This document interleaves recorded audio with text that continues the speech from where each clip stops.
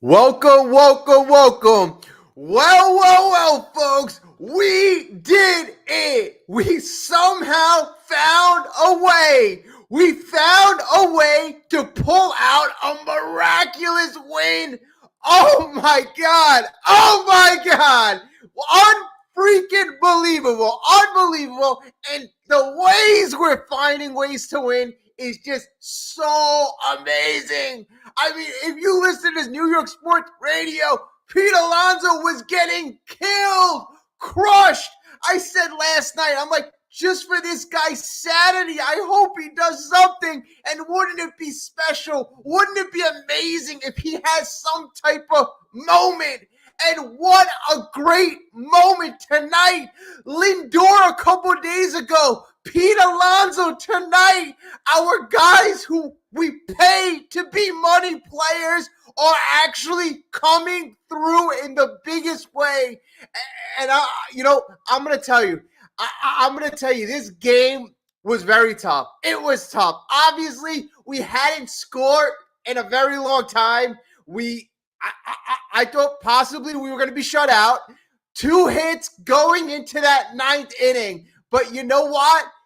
In that 9th inning, we came out like steel. Lindor, Nimmo, Alonso. And this is all Alonso has to do. The guy is one of the premier power hitters in baseball. Just go with the damn pitch and things will happen. That Brewers Stadium went from a raucous crowd to a ghost town, to a cemetery.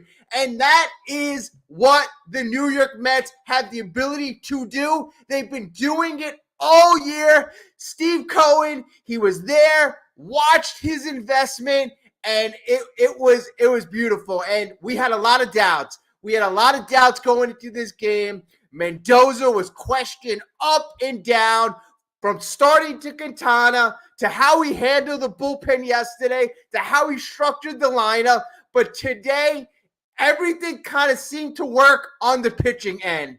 The bats obviously struggled early on, but it didn't matter. When this team has its back against the wall over and over, I mean, it's got such a miraculous vibe. They somehow find a way. They win when they need to win. And you know what? I was getting texts because honestly, it was tough to watch that 9th inning. It was tough to watch, but seeing the confidence in our batters, it just really put us on another level. And it really shows you. It shows you that it doesn't matter the stage right now. It really does not matter the stage. You know, Phillies should be damn worried about a team like the New York Mets, a team that's on a roll like this, and a team that has never feared the freaking Phillies. You know, you heard going into this Milwaukee series, we're 3-18 versus the Brewers in the last couple years, and the Brewers are just on that next level. They have a great bullpen. They play great defense. Doesn't matter. Once the playoffs start, every team starts from zero. And our New York Mets found a freaking way. We found a way. And the whole MLB is buzzing. The whole MLB is buzzing about our team. It went from the ice cold polar bear to the hero. And good for Pete, great for the Mets, great for the city, great for the fan base. It was awesome to see Citi Field too. That stadium light up. I mean, we are coming back to Citi Field. We got Pete coming back to Citi Field. Lindor, Nimmo, the whole team is ready to take care of business.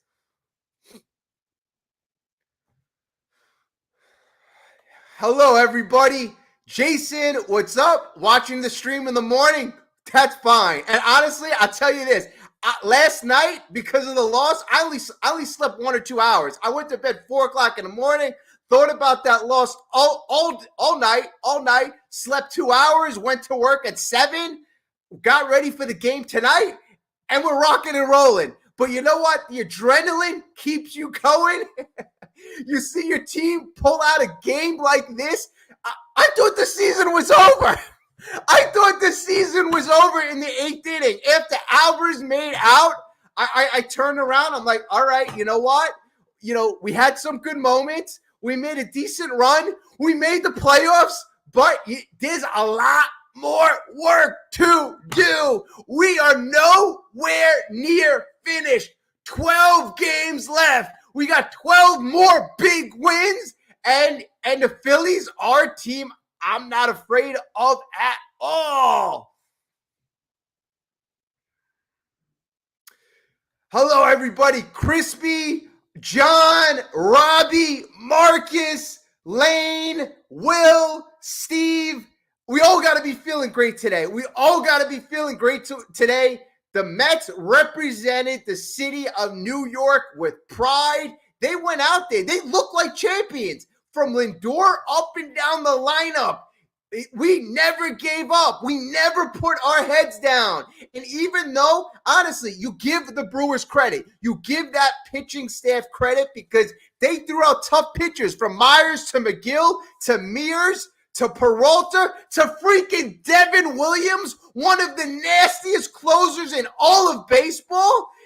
They said a stat on the post game. Devin Williams never, ever in his entire career gave up a home run to the opposite field. Pete Alonso is the first man in Devin Williams' career to go oppo. How amazing is that? And what a better time. No better time than the playoffs to strike. Oh, boy. And you know what? These are the type of moments that build the team chemistry. We're going to only get stronger. These moments get us stronger because the confidence will keep growing and growing. Hey, we battled back in Atlanta. We pulled it out. We battled back in Milwaukee. We pulled it out. We started the season 0-5.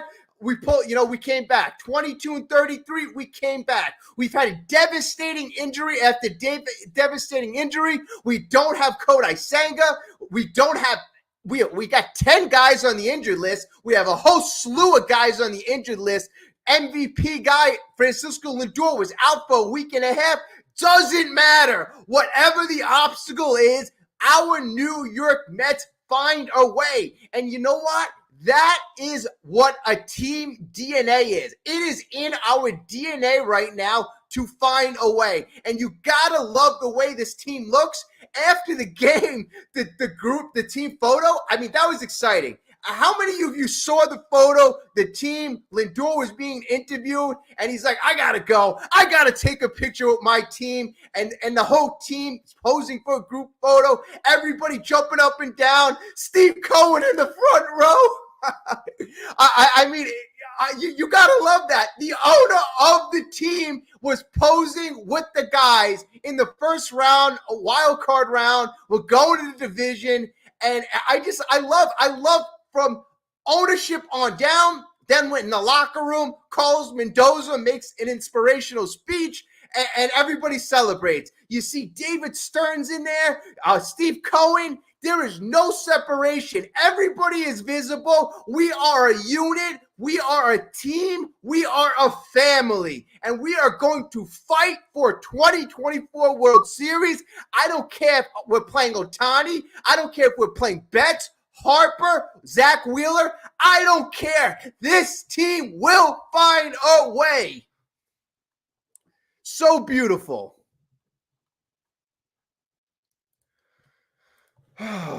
Oh my! I still can't believe it. I literally reasoned in my head. I'm like, okay, the season is over. It's over.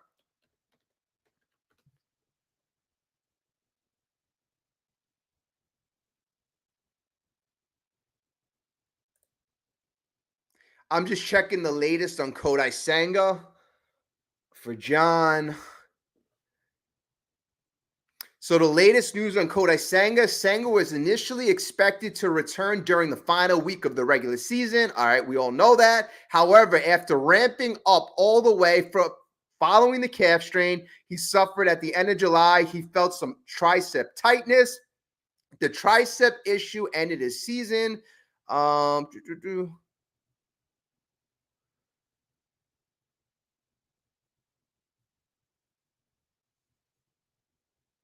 So Senga, he had a bullpen session on Monday. A few days ago, he had no visible signs of tightness. He felt good. Mendoza says he felt good. And a couple of days ago, so right now, it's Thursday. So 2 days ago, Mendoza commented on Sanger's bullpen outing, and he said it's a good sign. He had a good outing, and if we do make it to the NLDS, we have to play it by ear. But it looks like Kodai Senga, as of 2 days ago, is an option.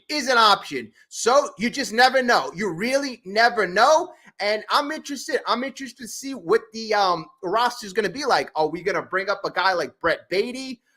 Is Senga finally going to make that return? But here's the beauty of it, folks. By us advancing, we're going to be able to keep adding on. Imagine we add a guy like Kodai Senga to the mix. Regardless, I mean, I was surprised when he came back in July and he was so damn dominant.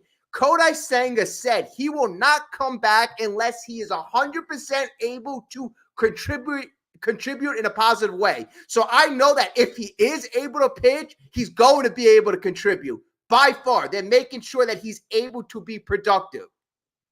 Also, Jeff McNeil. Jeff McNeil's another one who is extremely close to returning. And the longer and longer we keep this run alive, and it is looking good right now. It is looking good. Against the Phillies, in our last 7 outings, we are 4-3, but we had that really good last weekend against them. So, we're our last couple of games against the Phillies, we took care of business. We absolutely, certainly took care of business, and I expect to make a mark. Phillies fans right now, I'll tell you this, Phillies fans right now would be lying to you if they say I wanted the New York Mets. No way did they want the New York Mets. I wanted the Phillies more than anything. I wanted the Phillies. Also, us by playing the Phillies, we stay on the East Coast. We're a couple hours away from home. It's easier on the players. We finally get a chance to rest. We have a big day off tomorrow. Hopefully the guys get some rest. I mean, look at this. We've had no time to rest. And also another good thing is our bats, even though we'll have tomorrow to rest, we're still going to be hot. We're still going to be in the flow of it. The Phillies haven't played in a couple of days right now. There's nothing like playoff baseball. We are in it right now. I expect us to really jump on the Phillies in game 1. And, we take 2 games early on, and that might be it. It might be over.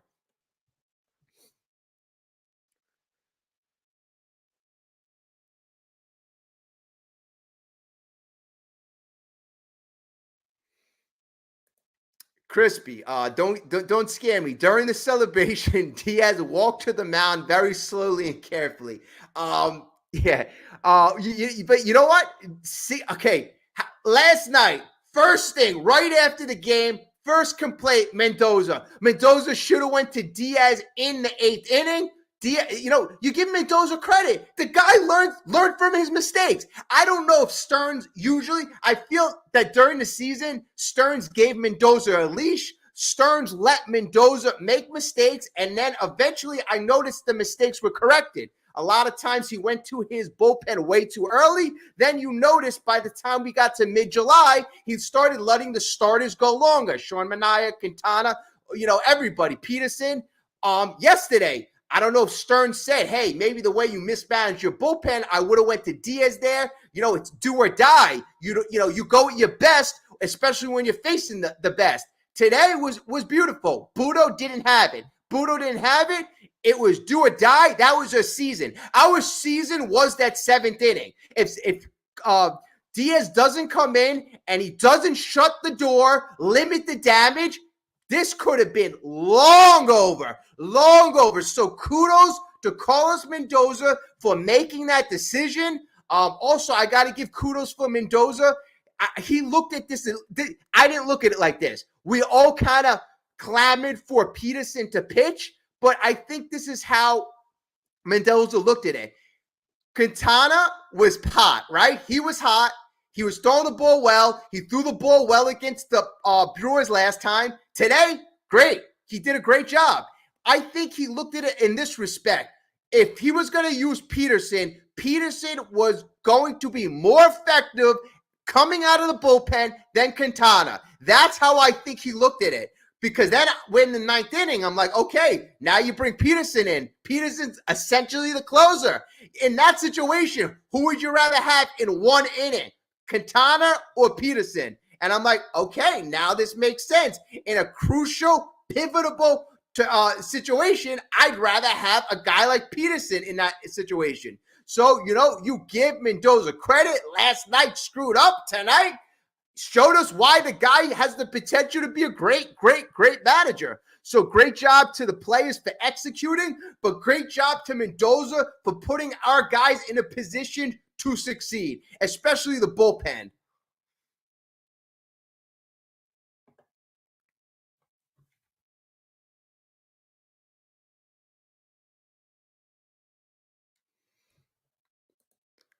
Lane, great question. Can the Mets win the division series from the Phillies? Most certainly.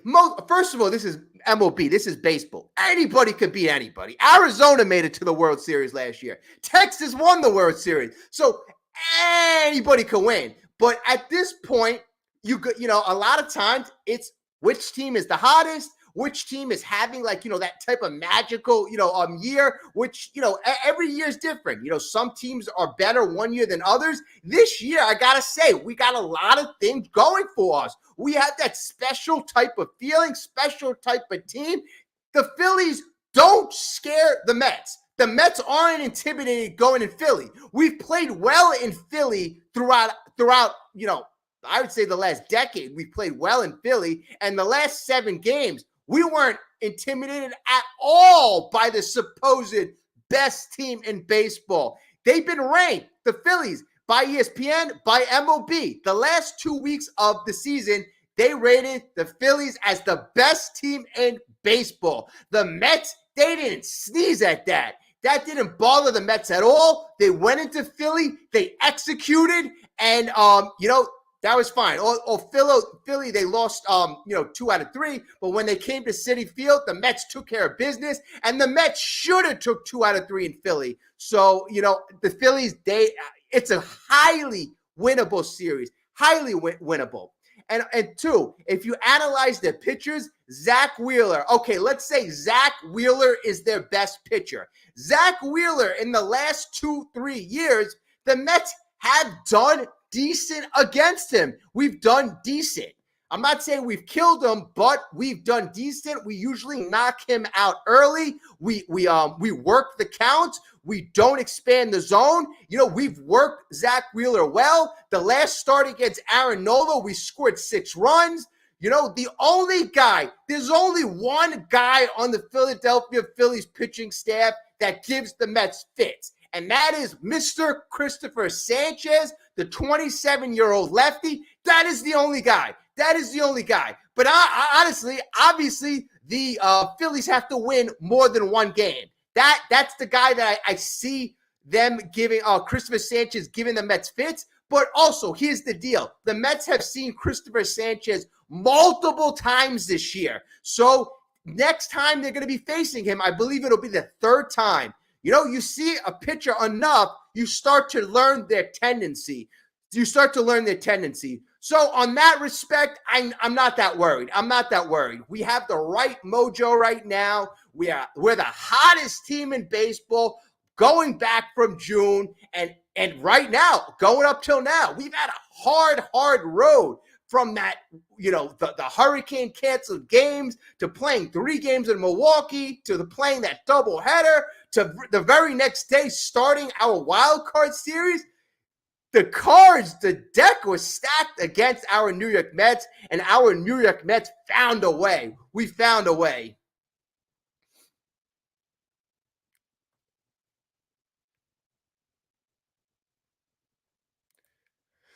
Robbie, my question is, can the Phillies beat the Mets in the playoffs?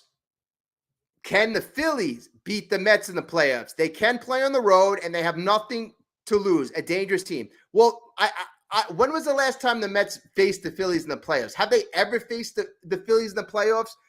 So I'm basically going off of the regular season. And you saw how our team performed in the playoffs. It didn't really faze us. I didn't see our team cower. I didn't see our team hide. In the big moments, our team, New York Mets, we came to play. And even going back to Monday was that doubleheader. Those were 2 playoff games. So in the last 5 playoff games, our New York Mets took care of business when they needed to take care of business. So I suspect that is going to most certainly make us better and stronger for the next round. Lane, I love your questions. How do you feel about the Yankees? I feel the Yankees. I'm not going to talk much about the Yankees, but you know what? I hear a couple friends talking about a Subway Series potential. We have a long way to go. I think the Yankees have a very clear road this year. The Astros have been knocked out. The Orioles have been knocked out. So, the Yankees don't have those past foes to overcome. So I think the Yankees, I want to see how they come out and play. I think that, playing Kansas City. But I really expect them. Honestly, they're my pick for the AL to go to the World Series. Richard, my man, we won. We won. Oh, what a way we pulled this out. And I'm telling you, everybody in here right now, first of all, everybody in here, Mets fans, hit the like button. You're feeling good. And if you're not a subscriber, subscribe. I can tell this is going to be a World Series run. I'm feeling World Series. I've been calling World Series for a very long time now. David Stearns really kind of gave me hope. Gave me hope in the beginning of this year. And, you could see it. You could really see it. And this bullpen was the question mark. The bullpen was the question mark, but this past series kind of really gave you the indication that we can survive with this bullpen.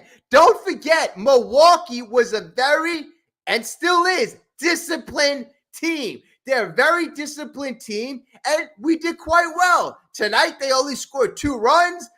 We did well on Monday. The bullpen, besides a few moments with Maton, Budo, that happens. That happens in the playoffs. But besides those couple moments, Diaz is looking good. Stanic's looking good. Reed Garrett, had a nice performance. We're looking pretty decent. And then when you couple that with the fact that we can utilize some of our starters coming out of the bullpen, like, Peterson, I don't think that's going to happen. I foresee him starting in the future. But you got Kodai Senga. You got Kodai Senga potentially in the next round. The fact that we have a roster of so much flexibility and guys who are not afraid of the big moment gives me so much hope for this team to continue to grow in this very special playoff run. And look, the roster is constructed with a mix of veterans and a mix of young players. So, that is another good thing, too, to see.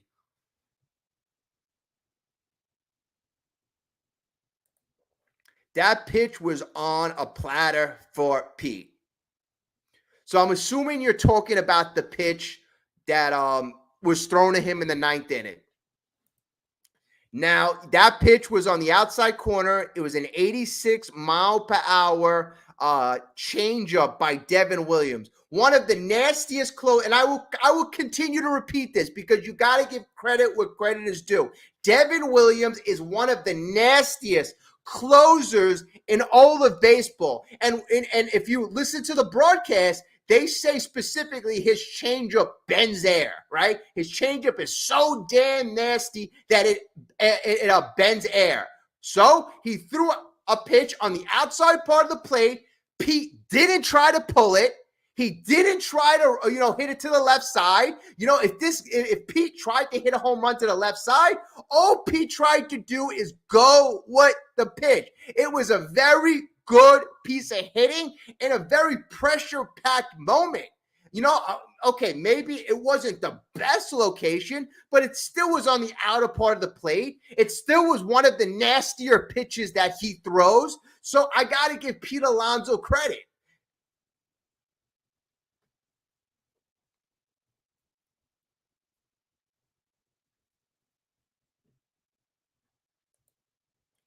He hung the pitch. I mean, I didn't think the pitch was hung. I thought the pitch was basically low, maybe middle outside part of the plate. It definitely wasn't a hanger. It wasn't a hanger. It was an outside part of the plate, and Pete went with it. If that was a hanger, Pete would have been more likely to pull the ball. It was definitely on the outside part of the plate. Maybe it wasn't as far outside, but maybe it wasn't his best pitch. But how many times have we seen those pitches being rolled over by Pete? I don't know. I got to give Pete credit. Richard, I got to give Pete credit today. I got to give him credit. Stoney, what's up, my guy? We did it. We move on. We are moving in the right direction. What stinks is I missed Pete's home run. I was taking a nap. My family woke me up cheering, and I seen what happened. All right. I mean, that kind of stinks, Stoney. But the good thing about it is you get to see it on replay over and over and over. And the good thing is the Mets advanced. So you have plenty of opportunities to see Pete produce in the next round. And that's the thing, folks. Pete, this might get Pete going. This might actually get Mr. Pete Alonso going. If we can get Pete going, along with Nimmo, along with Vientos, along with Iglesias, along with, a couple other guys in that lineup, we could be extremely, extremely dangerous. And before we started this run, I got to give a lot of us credit, a lot of members on this channel stated for us to be successful, Pete Alonso has to come alive. He has to come alive. And he most certainly did. He most certainly did. And this probably was the biggest, honestly, it has to be. It has to be. This is the biggest hit of Pete Alonso's career. How do I figure that out? Well, he's only been in the playoffs one time, didn't have any big hits then. So this was obviously the biggest hit of Mr. Pete Alonso's career. Mr. Lindor had a big hit the other night. We are having big hit after big hit from our top tier players. So that is super, super good to see.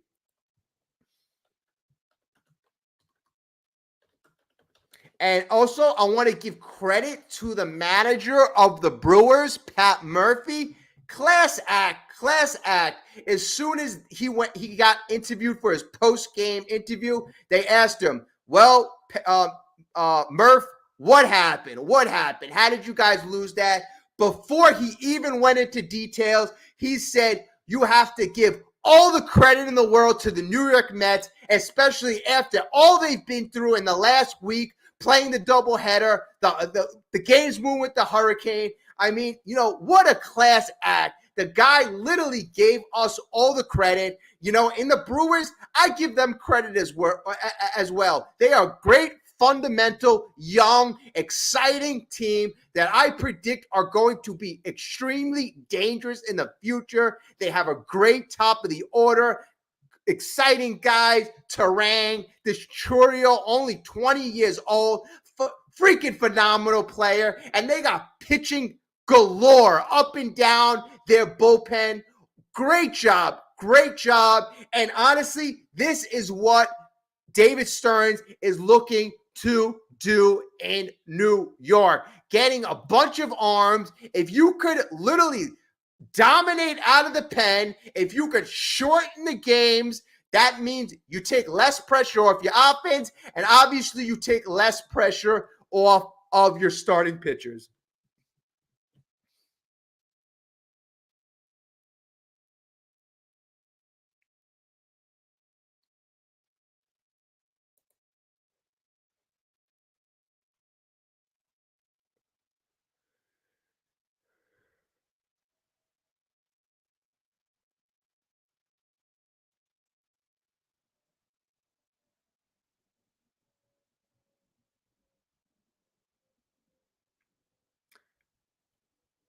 Wow. So, a news stories just came up.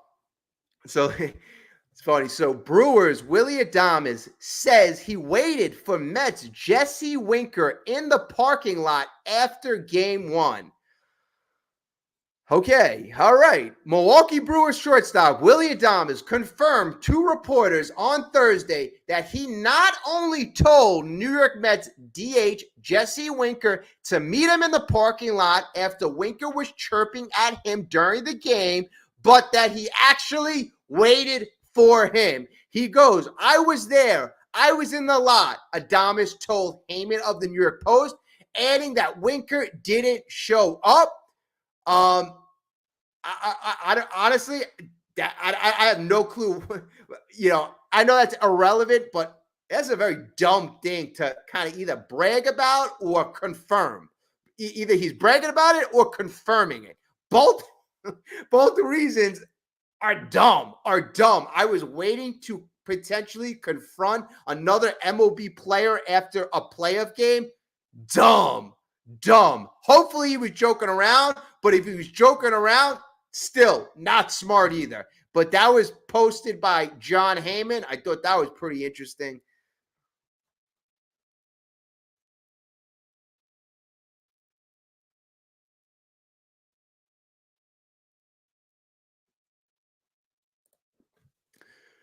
Crispy, you're right. I feel the Milwaukee Brewers, they're always a very good team in the bottom five market in baseball, but they are never truly a serious contender. All these playoff series and no pennants. Yeah, it's rough when you don't have a lot of funds. It's going to be tough. You have to find other ways to develop your talent, and you have to find other ways to win. You have to be a bit more creative. Now, here's the advantage we have.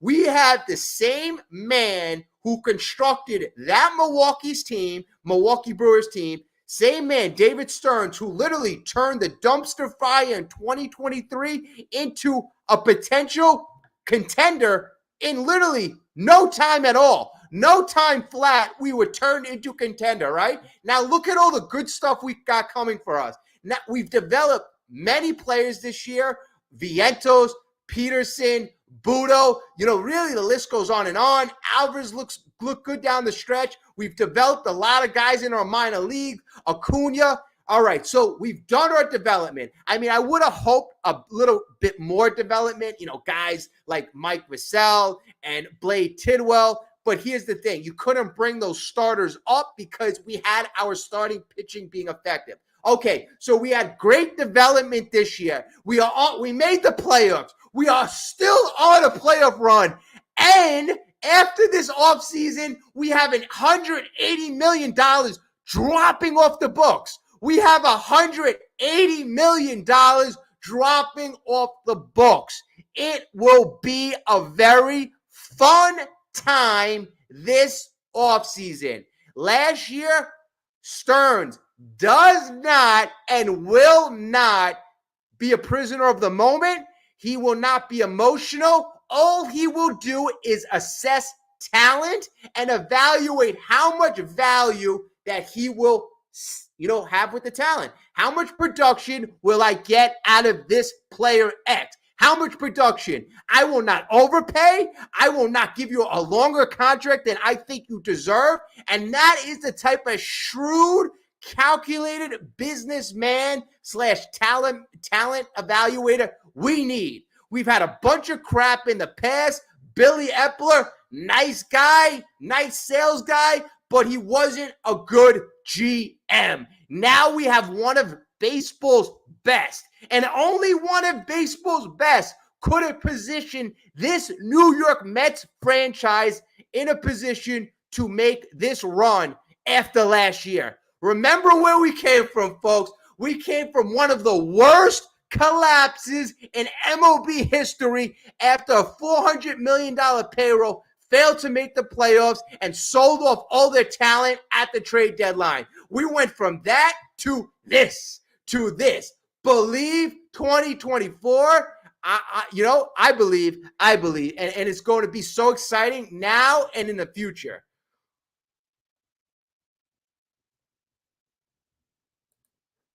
who do the Mets play in the World Series? Well, my AL pick was the Yankees. My AL pick was the Yankees. The Astros was a team that, I anticipated giving them trouble. But you know what? We might be on a collision course for another Subway Series 2000, but 2024 version this time.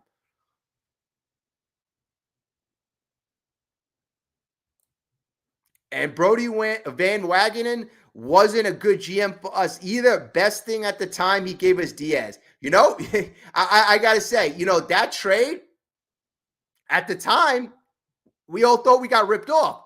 But the best player in the trade, it turned out to be Edwin Diaz by a mile. By a mile. And then another thing, you would figure that, Kelenic is young. He'll probably be on the Mariners for much longer than Diaz would be on the Mets. Wrong again. Wrong again. So, yeah, you're right. That is probably the only good acquisition, but bad trade still. Bad trade. Good acquisition, acquiring Diaz, but bad trade. You acquired that Robbie Cano contract, and I know we gave up I forgot the guy going, the lefty guy that played for the Reds. But it was still a bad structured trade.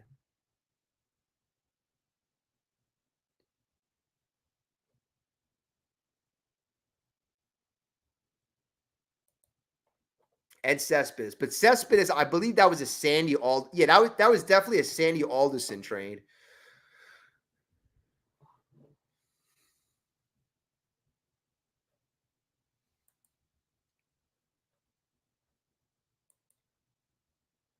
Lane, we kind of touched into this yesterday, but I would say the number one guy that I'm looking forward to seeing next year, one guy I'm looking forward to, one guy, and that guy's name is Mr. Brandon Sprout. That's the one guy I'm looking forward to. I'm not sure how he's going to be with the development next year. I don't know what we're going to do in terms of acquiring pitching. I know we got Peterson. I know we got McGill. I know we got Senga. We got a few guys here under contract that'll be in our starting rotation next year. But I'm all for a young guy with all the talent in the world, giving him an opportunity. But we also have a bunch of other guys in the minor leagues that they may think have priority over a guy like Sprout. They might want him more seasoning. But that's my guy that I want to see.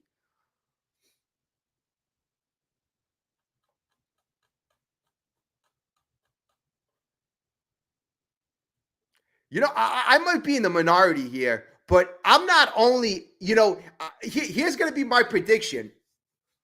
I'm gonna predict the New York Mets in 6 games. New York Mets in 6 games. Let me see who the starter is on Saturday. I'm not sure if the Phillies announced their starter. I mean, it's probably going to be Wheeler, I would have to assume.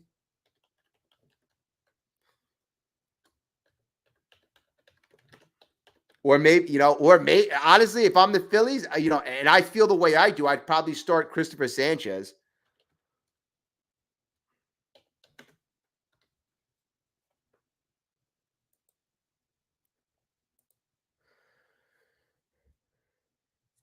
Okay, so it is confirmed. It was already announced. Zach Wheeler is the Phillies starter on Saturday at 4:00. Saturday, 4:00. Zach Wheeler on the bump. The rest of the rotation, according to MLB.com, has not been announced yet. Has not been announced yet. So we're going to be facing Zach Wheeler. Now, the question is, you may be asking, how do we match up against Mr. Zach Wheeler? Well, I'm going to tell you that right now. I'm also going to tell you which of our hitters do well against Zach Wheeler.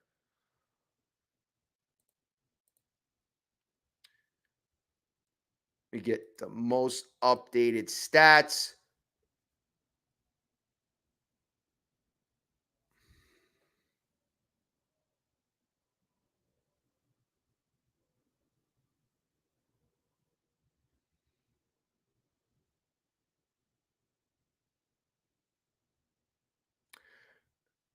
Okay, so this year we faced Zach Wheeler only one time, right? Only one time. He had a good game. He pitched 7 innings, 2 runs, 7 hits. So it looks good, but 7 hits. We hit him. We hit him. That, it was a good game, but we still hit him. We still hit him. Now in 2023, last year we went in 2 games. 2 games started. He had a 5.84 ERA against the Mets. He allowed 17 hits in 12 innings pitched and 10 runs. So last year, we absolutely annihilated Zach Wheeler.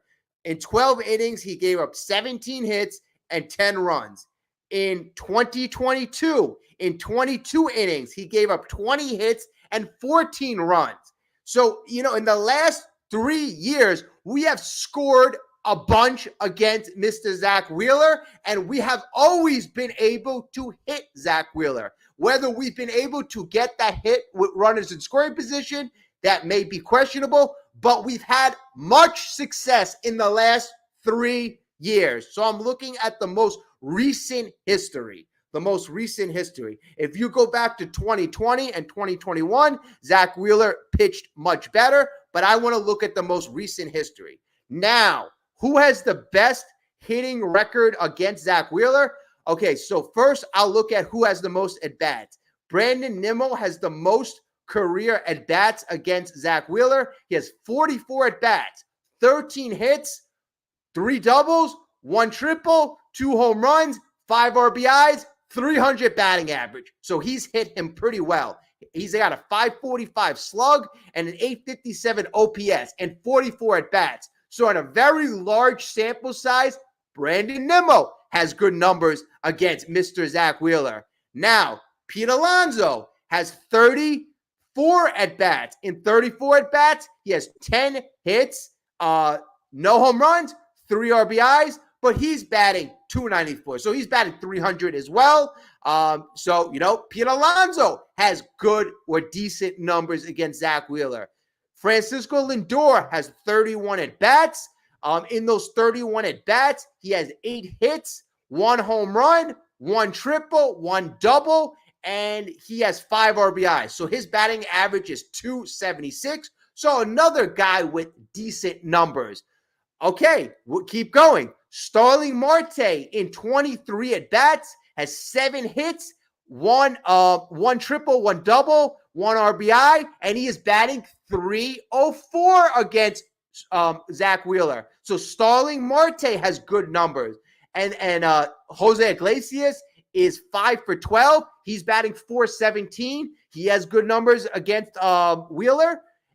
Tyrone Taylor's batting 333. Mark Vientos is batting 333. Acuna is batting 333. So you got basically your whole damn lineup either being decent numbers or good numbers against Mr. Zach Wheeler. So, and also Zach Wheeler has sat a pretty long time. The Phillies have had time to rest.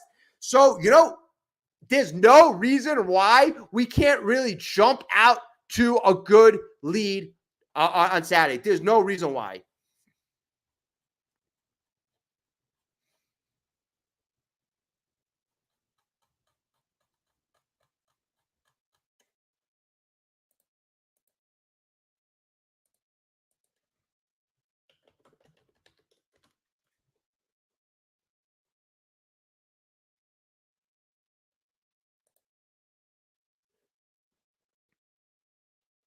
And all the articles are coming out. Mets are celebrating again. We just saw one of the greatest Mets games in Mets history. Greatest Mets games in Mets history. Even the normally reserved and carefully soft-spoken David Stern couldn't contain himself Thursday night. And this is what I love to hear.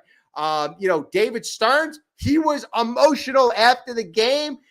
And this is what I love to see. I love to see when you have leadership. So you have Mendoza, you have Stearns, and you have Cohen. They are all so close with the players. This is such a tight-knit group, How many teams and organizations are structured like the New York Mets are? Nobody. Nobody. Mr. Pete Alonso, I don't know if the Mets want you, but I don't know why you would want to be anywhere else.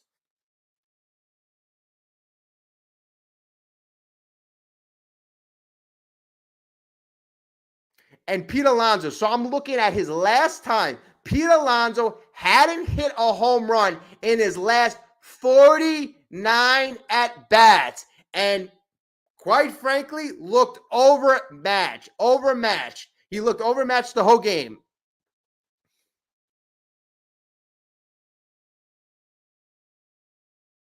And these were quotes according to Stern. So Stearns goes, it couldn't have been scripted any better. I think you know, we just saw one of the greatest games in Mets history. It's a franchise that's had notable late inning, late game comebacks in the playoffs. To be a part of this with this group is really, really special. Alonso went 1 for 8 in this 3-game series at that point with 2 strikeouts and 3 walks. He was often late on fastballs and generally did not look in tune with his swing.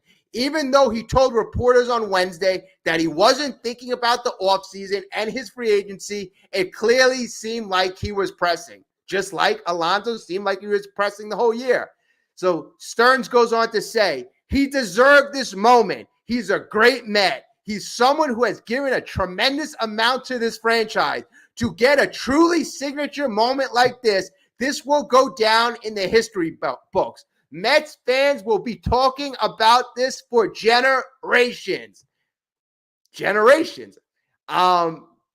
got to say right now, in recent history, so if you go back the last 25 years, I can't think of, we've had multiple moments, multiple back against the wall moments. Probably one of the biggest moments that didn't end up becoming a win, you could go back to 2006. Maybe you could go to that big Endy Chavez catch, but the Mets didn't end up winning that game. Another big moment, playoff-wise, I'm not really thinking of any. When we made our 2015 run, we basically ran over the Cubs.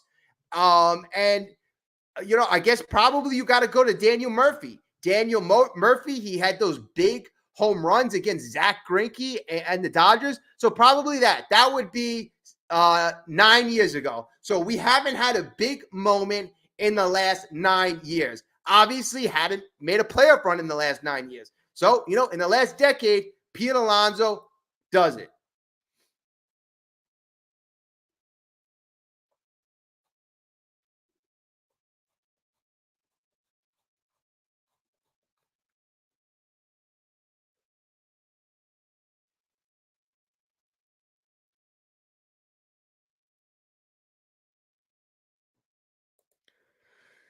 Crispy.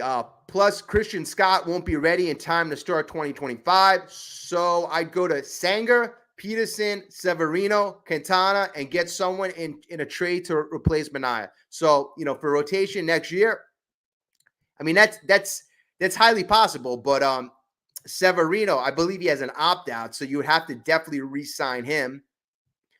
Quintana, is he a free agent? I think he's a free agent. Oh, wait, hold on. Are you talking about the rotation? Sang is not available. I'm sorry, Crispy. I just pulled one of your many comments, so I'm not really sure where the context is here. Richard, I don't want Severino. Agree, Manaea costing too much. Yeah, I've been through that evaluation right now. Manaea, I have a very sharp line in the sand with Manaea. I love what Manaea's done this year. But the fact of the matter is, next year he's going to be 33 years old, and he's coming off of his best career year. It's not like he's had multiple years of sustained success. He's had 1 year. 1 year. So after 1 year, how do you properly evaluate how you would, give him market value? So, I think that you probably would have to either give him a 1 year contract with options, or you have to give him like a contract like Sonny Gray, a 3-year, $75 million contract, which would be $25 million a year. That may be too rich for some people's blood, but, if you see him pitching more like an ace, that might be something that, other teams probably would offer him. Okay. All right. Oh, here we go. So I'm talking about the rotation for 2025. I'd retain everyone except Manaea because he's going to command way too much. 5 years, $75 million. Okay, so you're talking even less than what I was saying. Can't overpay due to one season. No, I wholeheartedly agree too. And then also too, the thing about Manaea, where I would have that deep line in the sand, he is going to be 33. He's only had one good productive year. Plus, he drastically changed his mechanics, drastically changed arm angles. He is pitching much harder than he's ever had in his entire career. Guys that make such drastic arm movements and it's a violent whip action, I could really guess that if you sign him for 3 years and give him a large amount of money, he's going to be susceptible for arm troubles. I could see, with that heavy whip throwing at 96 miles per hour across your body. Hey, Mr. Chris Sale, this is a duplicate scenario with Manaea, and I'm not willing to take that risk. And the thing about David Stearns is he's extremely risk adverse. He will evaluate that risk and evaluate that accordingly with any type of offer that he puts on the table.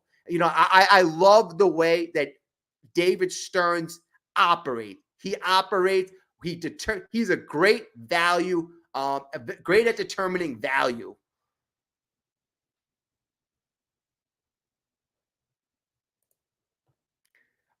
Yeah, it would have to be at around what you're paying a Manaea and Severino this year. It would definitely have to be around that. Anything under $15 million. But yeah, Quintana, he's been really good this year.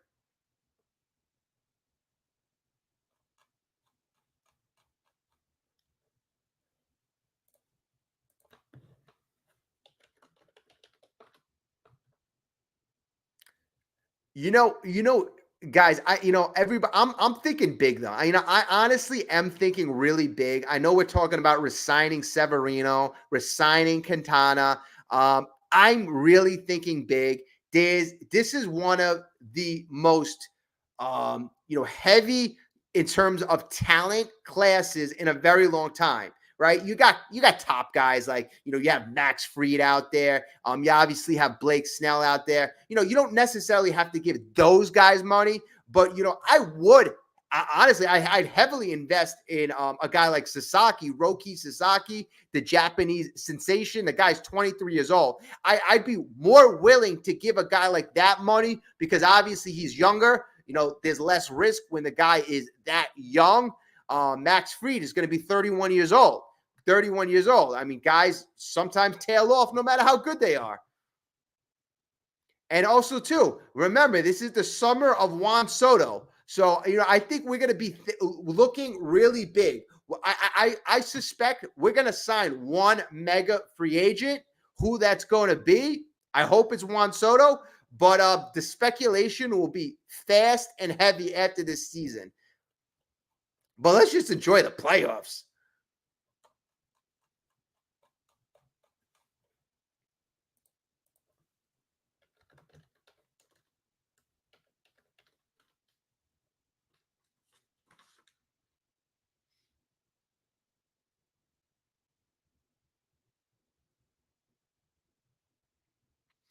Now it's so funny. So Devin Williams, the closer of the Brewers, right? So one of the most dominant closers in all of baseball. I'll tell you where he made his mistake. He made his mistake in the 9th inning. The biggest thing that he did was when he walked Lindor. Walking Lindor, putting the tying run on base was a huge mistake. A huge mistake. Next batter, Vientos, he struck out. Nimmo, huge money hit. Nimmo comes through, and then obviously we all know Alonso. Alonso was big there. But let's really also give Winker credit. Winker gets on base. He steals that base, and Marte gets that big hit. And you know, you got guys like Winker and Marte, guys who are outside our core, and those guys are producing and they are heavily involved. I mean, that's why I feel this team is extremely special. The pressure is not going to be always on Lindor, always on Alonso. Yes, when our backs were against the wall, when we were facing elimination, it's great those guys stepped up. But, you know, game one, we didn't do anything. We didn't, you know, we scored 8 runs. Didn't really involve Lindor. Didn't really involve Alonso that much, although Alonso walked a couple of times. But we had a bunch of big hits elsewhere. So I like being able to produce and win elsewhere in the lineup. And we got guys who are really, you know, fearless.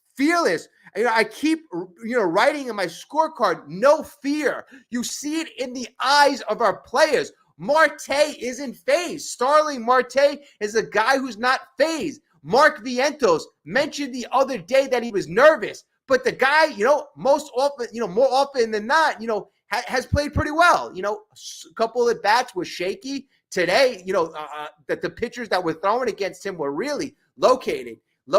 And, you know, that's where I give Milwaukee a lot of credit, up and down, from Myers to McGill to Mears.